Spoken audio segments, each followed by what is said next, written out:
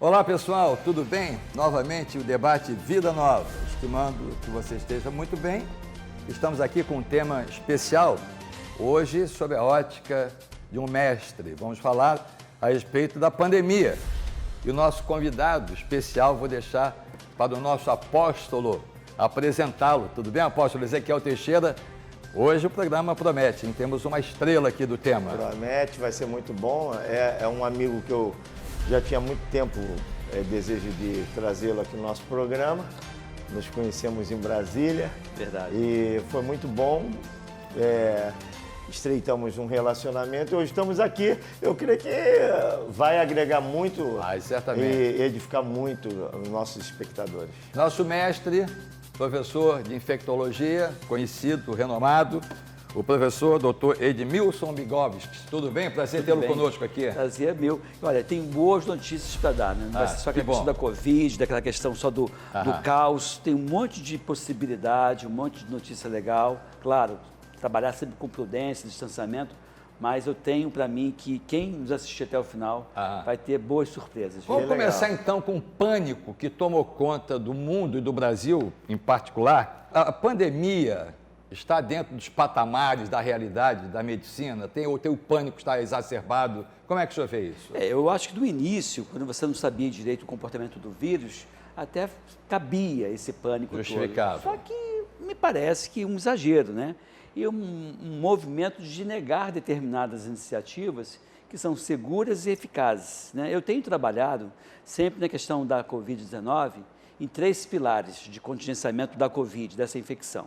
O primeiro pilar é esse que todo mundo fala, que é o álcool a 70, o uso da máscara, o distanciamento, é a vacina, tão logo esteja disponível para vocês, que hoje eu tomei a minha dose por ser médico, né? Não pela idade ainda, mas por ser médico. Esse é o primeiro pilar. O segundo pilar, ninguém comenta, que é você orientar a população quanto a sinais e sintomas, de tal forma que você se desconfiando enfermo, dor de garganta, dor no corpo, mal-estar, dor na coxa femoral, às vezes no quadril, sensação de febre, diarreia, vômito, é uma gama enorme de sinais e sintomas. Então, você desconfiando de estar enfermo, o que você tem que fazer? Reforçar o primeiro pilar, aumentar ainda mais o distanciamento e usar máscara, até mesmo em casa, e buscar o terceiro pilar, que é a medicação precoce. Então, você vê que a mídia, em geral, só trabalha em cima do primeiro pilar. Não, aglomeração, lockdown, olha a máscara. Aí critica quem vai na praia dar uma caminhada, critica quem vai no aterro do Flamengo dar uma caminhada, como se esses locais fossem locais de risco. E não são locais de risco. Em plena praia, tudo aberto, o vírus vai propagar ali como? Não tem como, não tem como. Então, assim, quando você vê um grande estresse, e aí você acaba comprometendo uma outra situação, que é, na medicina do estilo de vida, que a gente fala, se baseia em 6 pilares, que é o não abuso de bebidas ou de drogas lícitas ou ilícitas, é comer bem, de forma saudável, portanto, é dormir bem, gerenciamento de estresse, atividade física e conectividade. Quando você bota a pessoa dentro de casa, você quebra os 6 pilares da medicina do estilo de vida e a pessoa adoece por outros motivos. Aumenta o risco. Aumenta o risco. Coisa, né? Então, esse negócio de lockdown e botar todo mundo toda hora, fica em casa, só quebra o país. Não, e quebra a saúde da pessoa. Veja bem, clausura. Eu nem vou discutir a questão da economia, pastor, porque eu não tenho conhecimento de economia, mas se eu for pensar só na questão da Covid-19, não contemplando as outras enfermidades, como, por exemplo, depressão, ansiedade, obesidade, sedentarismo, que são coisas muito impactantes em termos de saúde pública, se eu pensar só na Covid, é prejudicial. Quem está falando isso não sou eu, estou só repetindo o que o Bruno Campelo, que é um pesquisador da Universidade Federal de Pernambuco, citou recentemente no artigo. Ele conclui que esse confinamento não só favorece a transmissão do vírus, já que o vírus é muito mais intradomiciliar do que um vírus praiano, né? Ele está muito mais dentro de casa do que na praia. Até por causa do sol também. O vento aberto ali, não tem? O vírus não gosta do sol. Não gosta. O vírus gosta do frio. Quem gosta do sol é o carioca, né? Carioca. Não é o vírus. Pois é. Então, o que acontece? Você tem, por conta disso, um risco aumentado de dar surgimento a cepas diferentes, inclusive cepas que podem até no futuro não responder à vacina que está disponível atualmente, pode dar um novo ciclo epidêmico, Ou seja, na avaliação desse pesquisador, Bruno Campelo, Campelo com 2 L's, para quem quiser pesquisar na internet, ele acha que é deletério. Se eu fosse decretar um lockdown, teria que ser um lockdown com início, meio e fim, muito bem estruturado, para fazer alguma coisa que atendesse esses 3 pilares de contingenciamento, como, por exemplo, orientar a população acerca dos sinais e sintomas e medicar precocemente. E o lockdown dentro dos trens de Japeri e do BRT? Não existe e 1,5 isso, metro de distância ali, como é que fica? E você viu que não é isso que determina, porque, queira ou não, as pessoas estão usando máscara. Aí tem a questão de um baile, não desmerecendo o baile, mas assim, quando você vai tomar uns drinks, você tira a máscara, quando você vai ter uma música alta, você vai falar mais próximo. Então, facilita a transmissão muito mais do que o uso da máscara num ambiente fechado como um trem, por exemplo. Começamos bem, porque a nossa expectativa era mais temerária por conta das notícias, não é verdade? A gente tinha um pouco mais de medo, né? César, o que está se espalhando é um medo, a população. O cara não morre de Covid, mas morre de coração. Conheço gente que começou a fazer estoque de álcool gel em casa, e álcool gel para tudo quanto é lado. E limpar a bolsa de mercado que chega, tudo ali é razoável. Foi para o trabalho, sentou, olhou a televisão, pum, virou, morreu do coração. A primeira notícia que ela escutou, matou do coração. Essa profilaxia que se faz aí, com ivermectina, com anita, em tese, isso é efetivamente eficaz ou é folclore? Boa a tua pergunta. Quando a gente trabalha em cima dos 3 pilares, novamente, o primeiro pilar, que é o pilar de prevenção, ele não contempla, na minha opinião, nenhuma medicação. Ele contempla a vacina, a máscara, o álcool 70 e contempla também vitamina D, vitamina C, zinco, coisas relacionadas ou com suplementação alimentar, com uma boa dieta. Então, eu não coloco aí a questão da medicação. Por outro lado, eu coloco a medicação de início imediato. Sim. Não confunda precoce com preventivo. E aí eu trago um dado de Volta Redonda. O prefeito, na ocasião, Samuca, de Volta Redonda, nós fizemos uma intervenção onde se orientou a população a buscar atendimento médico de imediato, caso tivesse sinais e sintomas sugestivos da Covid. E o que ocorreu lá aumentou em 70% as notificações de uma hora para outra, mas reduziu 70% as internações também de uma hora para outra. O que foi diferente? Nitazoxanida precocemente, ou seja, iniciou os sinais e sintomas, eu medico. Por que esses medicamentos fazem? Eles diminuem a replicação viral. Então, ao baixar a replicação viral, eu diminuo automaticamente a gravidade da doença em você e tem um outro ganho, que é fazer com que você, replicando menos, contamine menos. Essa substância que o senhor deu é exatamente esse nome que eu falei, conhecido? Anita é o nome comercial. Anita, né? Ele é antiparasitário. Antiparasitário. Acho que tem na bula que ele também tem uma ação antiviral. Agora, aqui uma coisa que eu vi uma pesquisa, a gente está muito na imprensa aqui, sempre, e gostaria da sua análise. 100% em tese teriam o vírus, uma hipótese. Sim.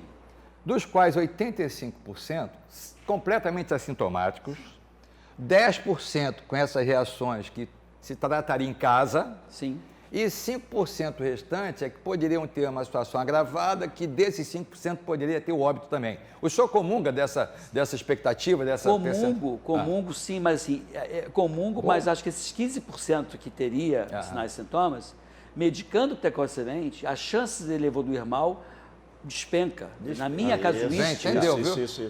Lá em Volta Redonda, vou falar Volta Redonda que é um número auditável, são pessoas auditáveis, são pessoas que têm cartão de SUS, têm nome, sobrenome e endereço. Em Volta Redonda, 604 pacientes, todos de alto risco, todos 40 anos de idade ou mais, ou doença de base.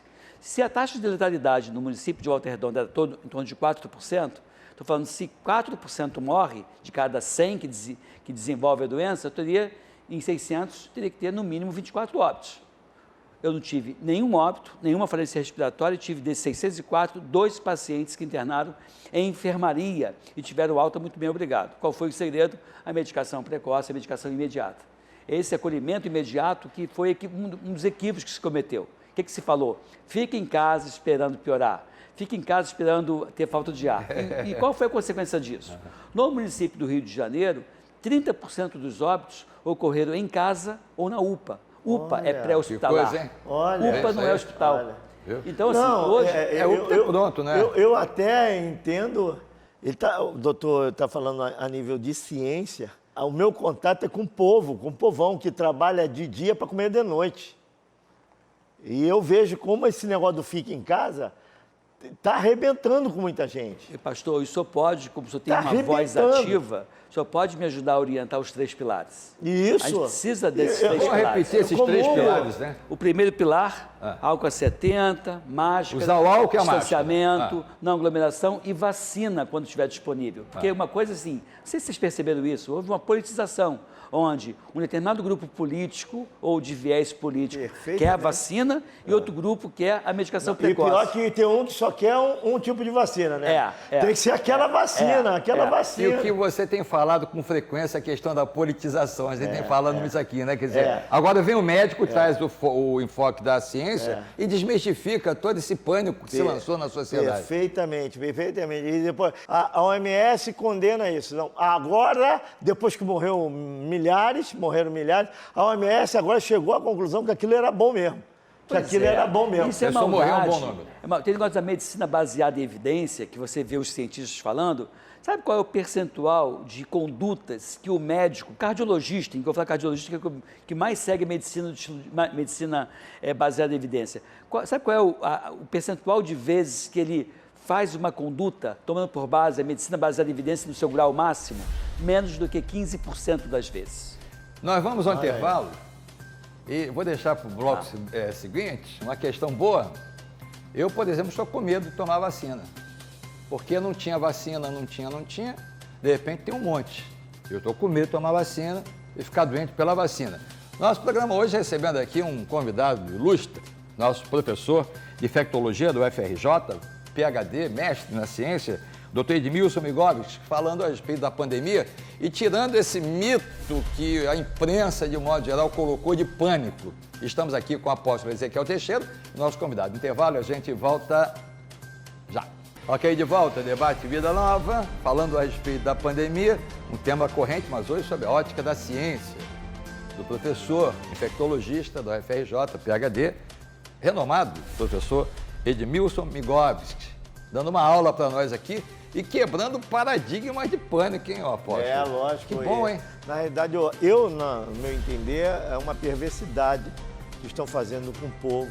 Né? Você acaba de ver certos noticiários e você está com Covid. Só de assistir. Você só de assistir já pegou Covid.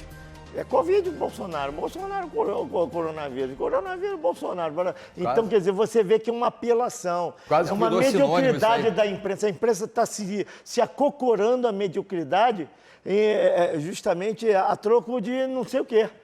A troco de quê? Se acocorar uma para a politicagem. mediocridade. Uma politicagem, talvez. Para justamente, se um fala que a cloroquina é boa, aí a empresa diz que é ruim. Aí quando aqui, aí diz que, não, então a cloroquina, não, agora é boa. Pastor, agora é eu boa. posso fazer a pergunta para o senhor? Pode. Permita-me meter Vamos lá, não? Fico imaginando assim, se o presidente Bolsonaro dissesse assim, a vacina é a melhor coisa do mundo, e fala assim, nada de fazer medicação para quem está doente. Pronto. A opinião acabou a seria vacina. Acabou a vacina. Acabou a vacina. Acabou o monopólio. Acabou o din-din das indústrias de vacina aqui no Brasil. Não vai vender, não. Porque eles vão dizer que a vacina...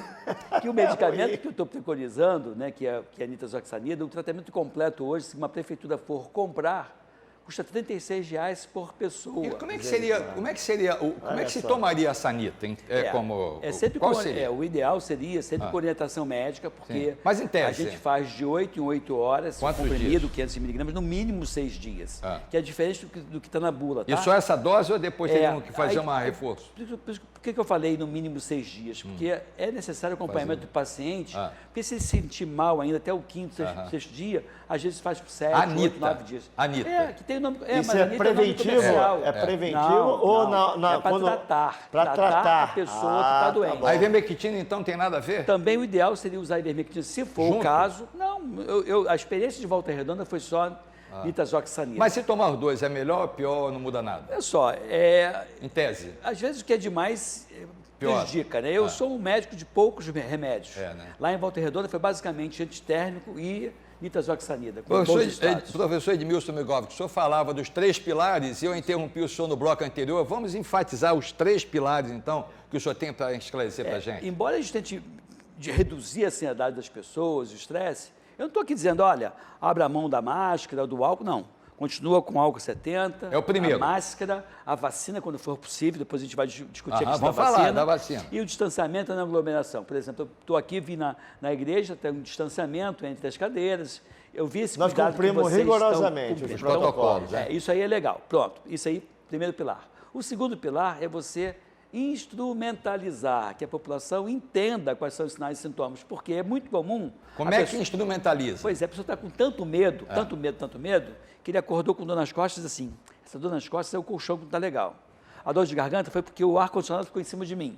Para cada sinal ou sintoma que ele tem, ele vai arrumando uma desculpa. E aí, quando pensa em Covid, já está com falta de ar, já avançou muito. Então, o ideal é que você, nesse momento, claro que a gente pode ter dengue, chikungunya, zika, gripe, resfriado, mas neste momento, vocês têm o dever e a obrigação de pensar na Covid-19. Esse é o segundo pilar. Para quê?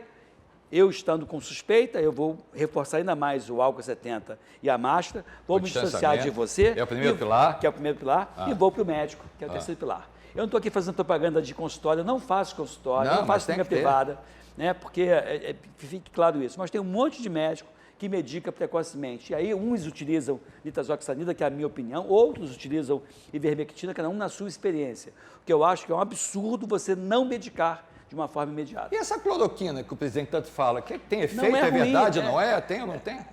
Tem efeito também. A maldade que fizeram, sabe qual foi a maldade? Sabe qual foi a maldade? Foi pegar um método de trabalho, de pesquisa equivocado para concluir uma coisa, dizer que a coisa não funciona.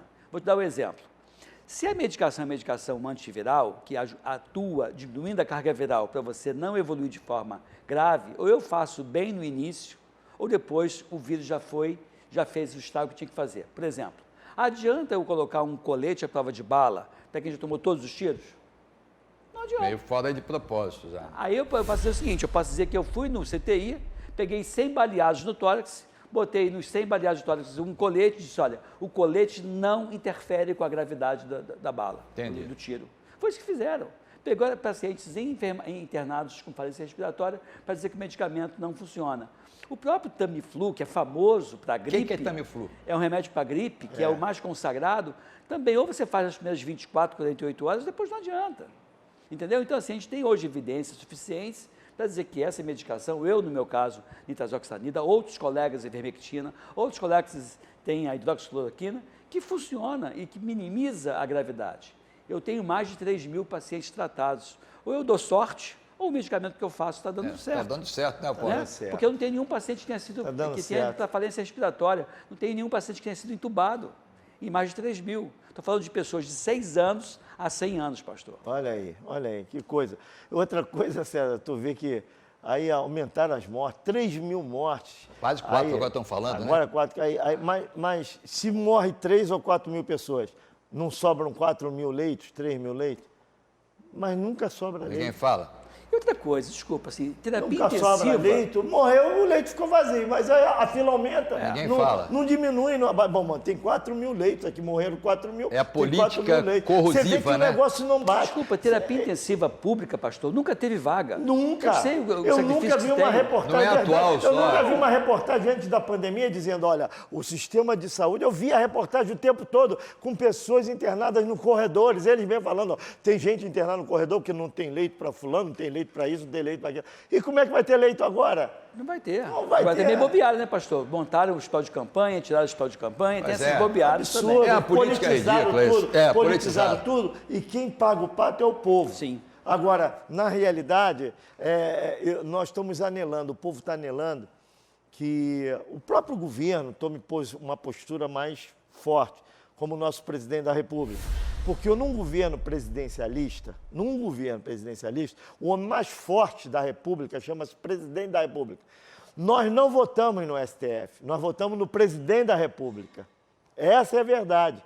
Então, o STF tirou o poder do presidente da República e deu para governadores e prefeitos. E cobra agora do presidente. E cada prefeito faz um decreto, cada governador faz um decreto e depois o que der errado, o que der certo vai para a conta do governador e prefeito, o que der errado vai para a conta do presidente.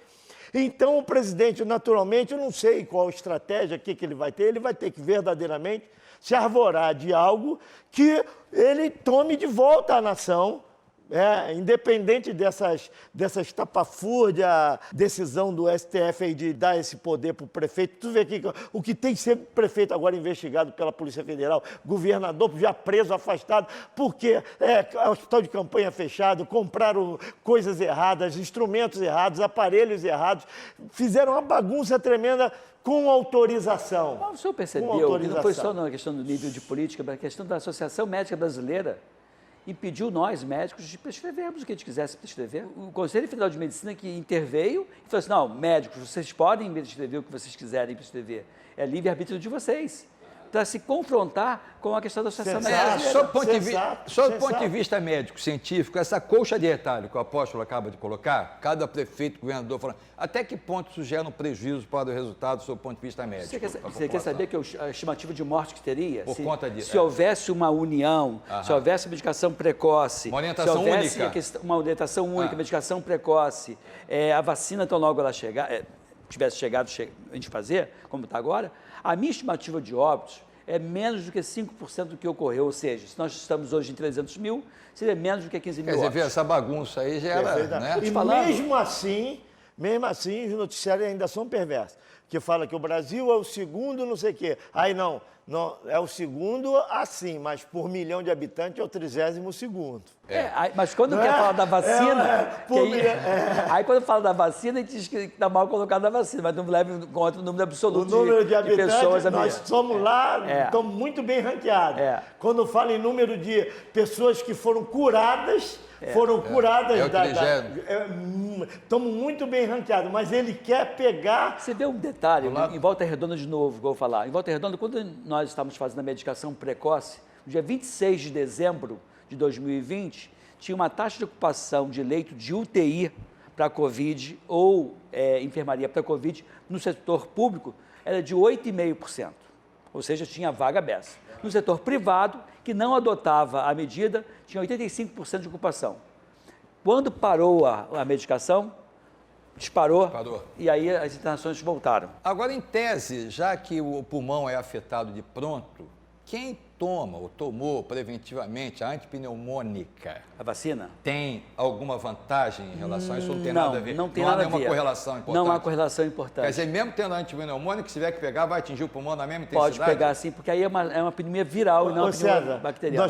Nós estamos terminando esse debate. Eu vou convidar o doutor Edmilson para estar no próximo programa com a gente. Tá ótimo. Agora, você falou no negócio aí que você está com medo de tomar vacina. Vamos falar sobre... Pois é, a vacina não tinha vacina. Agora tem um monte. Eu estou com medo de tomar vacina. Eu tomar qual? Tem 3, 4? Qual que eu tomo? Você me pergunta qual é a melhor vacina. É para tomar? Me pergunta qual é a melhor vacina. Qual é a melhor vacina? É a que tiver disponível para tomar. Mas todas elas estão... Acho que nós temos aqui no Brasil, nesse momento, pelo menos, a gente tem a da AstraZeneca, Oxford, Fiocruz, ou a Sinovac, que é o laboratório Sinovac, que é a Coronavac Butantan. Nós tivemos cientistas que falaram que essa vacina, por ter sido feita a toque de caixa, lembra? A gente falou isso? Poderia interferir no DNA, causar consequência grave. Não tem como. Eu posso tomar a vacina? Tomar. Eu já tomei a minha. Tomei a minha. Mas tomei a minha vacina, mas continuo com cuidado. E não tive a doença, viu? Olha, o nosso zap aqui, 984 60 3862. Estamos chegando ao final desse programa, mas o tema é farto. E nós vamos, no sábado que vem, ter o segundo programa a respeito desse tema. Então, vamos embora? Vamos embora. Até sábado, se Deus quiser. Agradecendo a participação do doutor Edmilson. E também o âncora se ouve bem, né, doutor Edmilson? Isso. Se pudesse seguir o meu canal, né, no YouTube, se inscrever lá, Edmilson Migovski, que eu agradeço. Eu quero que depois, esse programa saindo do ar, que bombe as nossas redes sociais. Agradecido ao nosso convidado, professor Edmilson Migovski, que volta sábado que vem para prosseguir nessa aula aqui. Nós ficamos por aqui, permitindo Deus. O programa volta no sábado que vem. Um abraço a todos, obrigado. Fiquem todos na paz, porque na paz nós vamos. Bye, bye.